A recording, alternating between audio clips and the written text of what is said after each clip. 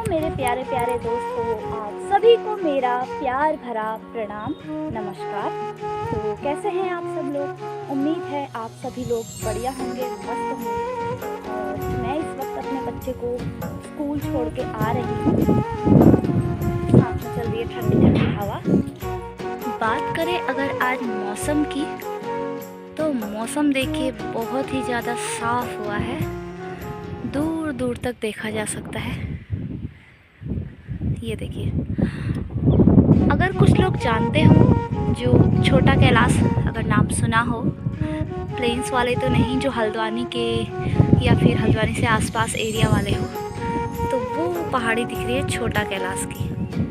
हालांकि मैं वहाँ पे गई नहीं हूँ। ये देखिए, मैं जूम करके दिखाती हूँ। जो पीछे की पहाड़ी है वो है छोटा कैलाश। और ये देखिए, ये सूर्य देवता है। और ये है हल्द्वानी की ओर का एरिया। हल्द्वानी का नज़ारा दूर दूर तक फैला हुआ है। इस साइड को मैदानी एरिया है और यहाँ पे आ जाते हैं हमारे सुंदर से हरे भरे पहाड़। तो यहाँ की हवा की बात ही कुछ और है। ताज़ा तरीन हवा यहाँ से मिलती है। गर्मियों के मौसम में ऐसा लगता है मानो हम स्वर्ग में रह रहे हो, क्योंकि हल्द्वानी की सड़ी गर्मी से जब थके मारे हम शीश महल से ऊपर की ओर बढ़ते हैं ना, और जैसे ही घर पे एंट्री होती है अपनी गली की साइड में, तो भाई गजब का सुकून मिलता है। एसी वेसी लगाने की ज़रूरत नहीं है। वैसे मैं बता दूं, हमने एसी अभी लगाई भी नहीं है। ये हमारे पीछे अपार्टमेंट है, तो यहाँ पे एसी का कनेक्शन दिया हुआ है कई जगह पे, कहीं पे कूलर भी हैं। लेकिन यहाँ पे अभी यानी हल्द्वानी में काठगोदाम में एसी वगैरह की उतनी ज़रूरत नहीं है। और ठंडी ठंडी हवाएं चल रही है मस्त वाली। आप लोगों का नाश्ता हो चुका होगा, मेरा तो अभी बना नहीं है। चाय बना रही हूँ, गुड़ की चाय।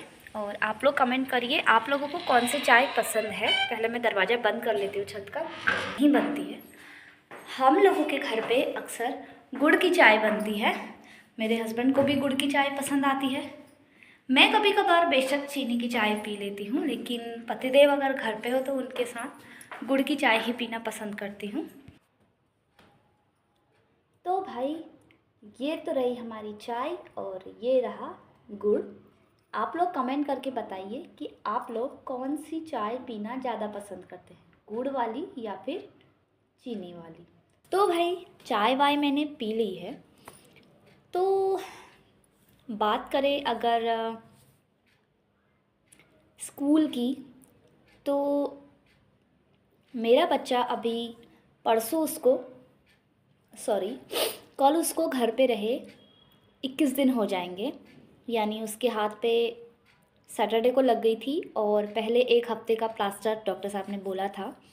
और उसके बाद फिर उन्होंने 1 हफ्ते बाद एक्सरा कराने को बोला था, जो कि कराने के बाद डॉक्टर ने बोला कि अभी 2 हफ्ते और उसी प्लास्टर को कंटिन्यू रखना होगा। कच्चा प्लास्टर चढ़ा था और उसके इस हाथ में, यहाँ पे यानी राइट हैंड में, इस साइड में उसका फ्रैक्चर हो गया था। तो एक चीज़ तो है कि गैर जिम्मेदार चाहे कोई भी हो, चाहे किसी ने भी अपनी जिम्मेदारी ठीक से ना निभाई हो, उसका हर्जाना सबसे पहले भुगतना पड़ता है उस स्टूडेंट को जिसके साथ वाकया होता है, और उसके पेरेंट्स को इसलिए क्योंकि एक माँ के तौर पे मैं समझ सकती हूँ कि मेरे पे क्या बीत रही है, क्या मेरे को बच्चे के लिए करना पड़ रहा है, या जो भी है। चलो, मैं माँ हूँ, क्योंकि माँ तो हर चीज़ निस्वार्थ भाव से करती है। लेकिन उसके बाद असर पड़ता है बच्चे पे, क्योंकि 21 दिन की पढ़ाई का जो भी हर्जाना उसका है वो उसको रिकवर करना है। फिर पढ़ाई छोड़िए भी, अपने क्लासमेट को, उस बच्चे को फेस करना है, उस टीचर को फेस करना है, सब कुछ उस बच्चे को फेस करना होता है। और जो कसूरवार होता है वो मज़े में होता है, मतलब उसको कोई फ़र्क नहीं पड़ता।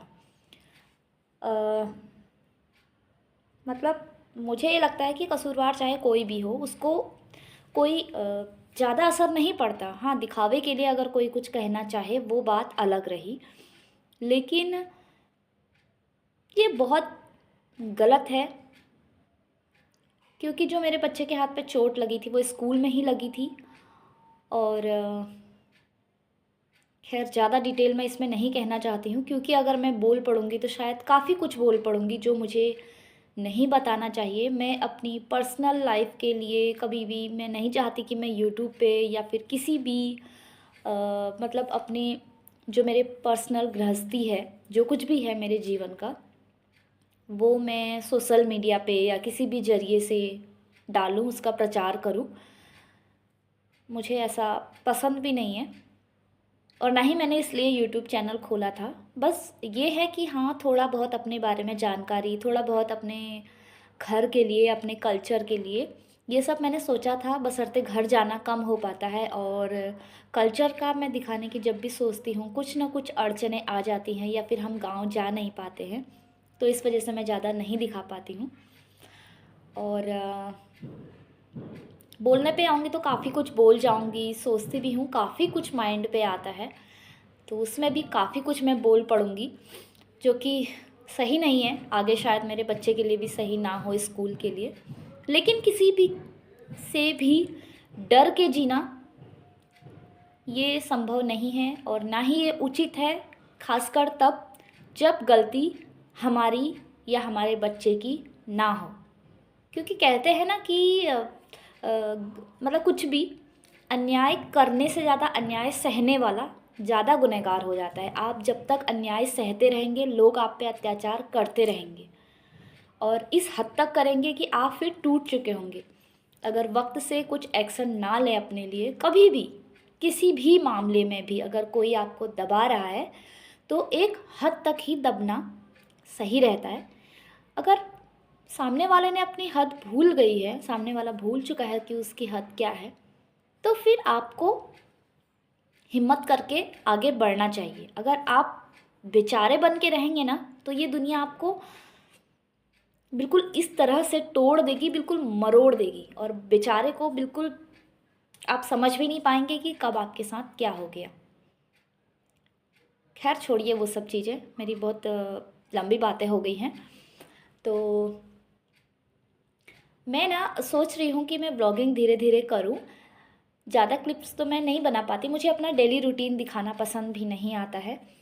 और फिर भी मेरी कोशिश ये है कि आप लोग मेरे ब्लॉग्स देखें। मिनी ब्लॉग्स मैं बनाती हूँ, ज़्यादा बड़े मेरे दिन भर की ब्लॉगिंग नहीं होती है मेरी। मैं ज़्यादा इधर उधर जाना भी मेरा नहीं हो पाता है। फिर मैं जाऊँ भी तो वहाँ पे शूट करना, ये वो मुझे थोड़ा अनकम्फर्टेबल लगता है।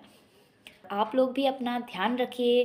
ठंड का मौसम आ रहा है तो ठंड से बचाव कीजिए, मेरी तरह टोपी, सॉक्स वगैरह सब कुछ पहन के रखिए। सुबह का टाइम है तो मैंने टोपी डाल दी थी। और एक यहाँ का शेड्यूल मैं बता दूँ, हमारे पहाड़ों में होता है, अगर सुबह का स्कूल हो तो हम लोग घर से सुबह निकल जाते हैं 7 बजे। लेकिन अगर दिन का स्कूल हो तो हम आराम से 9:15 बजे निकलते हैं, जिसमें से 9:30 या 9:45 से हमारी प्रेयर चालू होती है। मगर यहाँ पे शेड्यूल ऐसा नहीं है। यहाँ पे अगर सुबह का स्कूल है तो प्रेयर 7:30 बजे से चालू हो जाएगी, और अगर दिन का स्कूल है तो प्रेयर चालू होगी 8 बजे से। तो सुबह के स्कूल में मेरे बच्चे 7 बजे घर से निकल जाते हैं और दिन के स्कूल में मेरे बच्चे 7:30 बजे हमारी बस आ जाती है, तो 7:30 बजे हमको रोड पे पहुंच जाना होता है। सिर्फ आधे घंटे का ही फेरबदल यहाँ पे होता है। तो उम्मीद करती हूँ आपको मेरा आज का ये ब्लॉग पसंद आया होगा। मिलती हूँ अपने नेक्स्ट ब्लॉग में, तब तक आप लोग भी अपना ध्यान रखिए। बाय बाय दोस्तों।